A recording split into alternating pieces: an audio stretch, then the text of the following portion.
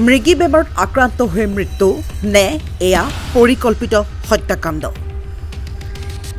জুৰিয়াৰ কঠালগুৰিত সংঘটিত হৈছে এক বৃহৎ অঘটন পুখুৰীত মহিলাৰ মৃতদেহ উদ্ধাৰ কঠালগুৰি গাঁৱৰ এটি পুখুৰীত এগৰাকী বোৱাৰীৰ মৃতদেহ উদ্ধাৰক লৈ অঞ্চলজুৰি চাঞ্চল্যৰ সৃষ্টি কৰিছে মৃত 22 বছৰীয়া বোৱাৰীগৰাকী এলিসা বেগম বুলি জানিব পৰা গৈছে ঘটনাস্থলীত জুৰি আৰক্ষী উপস্থিত হৈ মৃতদেহ উদ্ধাৰ কৰি মৰণোত্তৰ পৰীক্ষাৰ বাবে নগাঁৱলৈ প্ৰেৰণ কৰে ৰাইজে জনোৱা মতে মহিলাগৰাকী মৃগী বেমাৰত আক্ৰান্ত হৈ আছিল প্ৰকৃততে মহিলাগৰাকী বেমাৰত মৃত্যু হৈছে নে পৰিকল্পিত হত্যাকাণ্ড হেয়া আৰক্ষীৰ তদন্ত আৰু মৰণোত্তৰ পৰীক্ষাৰ পিছতহে সকলো পোহৰলৈ আহিব সমগ্ৰ দৃশ্য দেখাব চেষ্টা কৰিছো জুৰিয়াৰ পৰা আমাৰ সাংবাদিক নাজিমুদ্দিনৰ হাতত আহি পৰিছে সমগ্ৰ ভিজুৱেলছ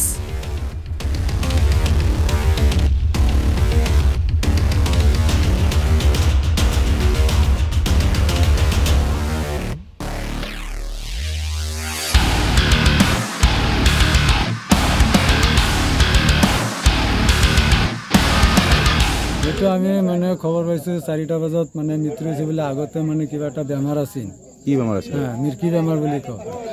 তা আগতে মানে আৰু কিবা মানে কেদিন হৈছে এনেকা তে হেতু খবৰ আমি জানো যে বেছি পানী নহয় 1.5 ফুট পানী হ'ব হেতু পানীত মৃত্যু হৈছে গাঁও দবলৈ গৈ এটা মানুহজনৰ নাম কি এটা আনাসা খাতুন বয়স কিমান 22 বছৰ কোন গাঁৱৰ হয় এইটো মানে কাটল কৰি আছে আৰু যেটো মানুহ আছে এইটো বিছনা চাইৰালি হয় বাগমাৰী ঠিক আছে আপুনি কি হয় এইটো আমাৰ মানে হালি উৰহালি হয় আপুনি ভালকে জানে তো বেমাৰ বুলি হ্যাঁ ঠিক আছে এইটো স্যাৰ এই আমাৰ সৰু ভাইটি হয় যাক বিয়া পাতাইছো যেতিয়ালৈকে বিয়া পাতাইছো তাৰ এটা বেমাৰ আছিলে কেতিয়াবা ঘৰত কেতিয়াবা ভাত ৰান্ধিবলৈ কেতিয়াবা গাঁও চাও ধুবলৈ এনে উঠি থাকে তাৰ মানে আজি গাঁও ধুবলৈ যোৱা সময়ত পোৱালি দুটা গাঁও চাও ধোৱা ধুনীয়াকৈ ৰাখিছোঁ ওপৰত কিন্তু সি পোৱালিটো ঘৰত আহিলে কিন্তু ঘৰতে এনেই মানুহ নাই চব পথাৰত ধান কাটিবলৈ গ'ল ঘৰত মানুহ নাই বুলি সি অকলে গাঁও ধুবলৈ গ'ল কোনো গম নাপাল তাতে বেমাৰটো উঠিলে আৰু মুখখন তলত দি বোলে পানীও বেছি নাই অলপ পানী আছিলে কিন্তু তাত মিৰ্কি বেমাৰটো আছিলে তাৰমানে যেনেকৈ আগৰ পৰাই আছিলে তাৰমানে এইটো সি বিয়া এনেকৈ দিছে তাৰমানে আমাৰ মিছা কথা কৈ বিয়াটো পতাই যেনে তেনেকৈ দি দিছে কিন্তু বেমাৰটো আগৰ পৰাই আছিলে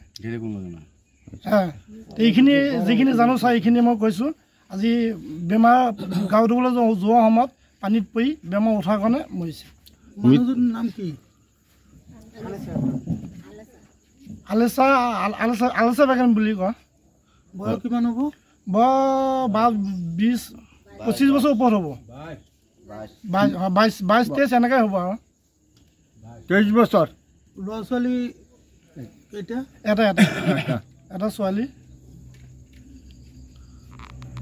ঘৰ অফিচ গুদান আদি সলনি কৰাৰ কথা ভাবিছে নেকি পিছে সলনি কৰিব হয় সকলো বস্তু এঠাইৰ পৰা আন ঠাইলৈ সহজে নিয়াটো জানো সম্ভৱ চিন্তা তাতেই নহয় জানো